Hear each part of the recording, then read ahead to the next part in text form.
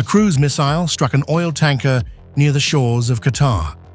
The tanker, which was under contract with the state-owned company Qatar Energy, had its 21 crew members safely evacuated with no injuries reported.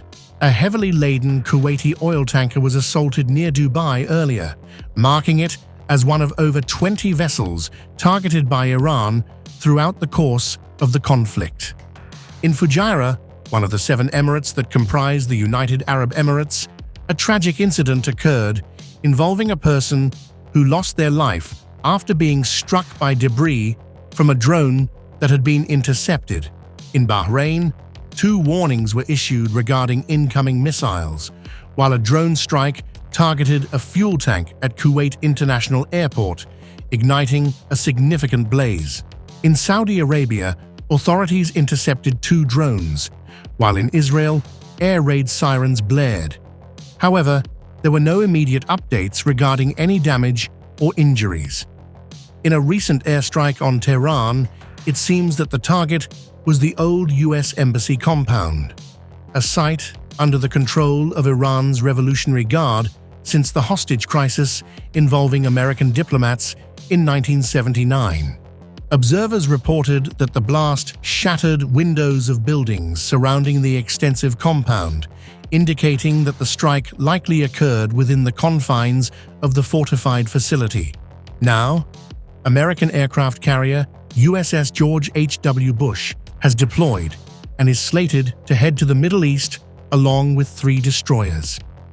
The carrier strike group consists of more than 6,000 sailors. Here's all you need to know.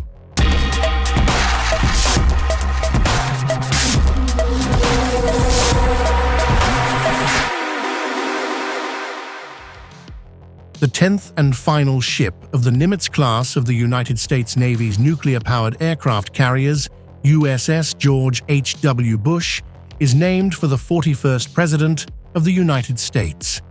George H.W. Bush measures 1,092 feet and displaces over 100,000 tons, making her one of the world's largest warships. CVN-77, nicknamed Avenger, features a bulbous bow design. The flight deck has curved edges that are meant to reduce the radar signature. As with other Nimitz-class carriers, USS George H.W. Bush is a floating airport, home to a crew of thousands of sailors and Marines.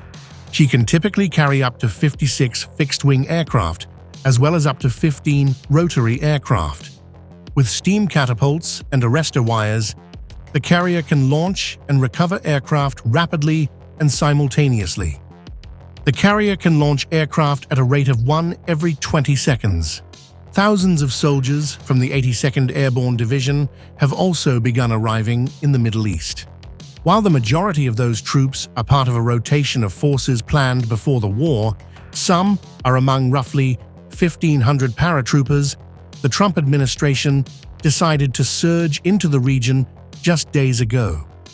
While the Trump administration has remained silent on the specific tasks for those troops, it is important to note that the 82nd Airborne possesses specialized training for parachuting into hostile or contested areas, with the objective of securing vital land and airfields. Recently, a U.S. Navy vessel transporting approximately 2,500 Marines docked in the Middle East, while an additional contingent of 2,500 Marines is being sent from California.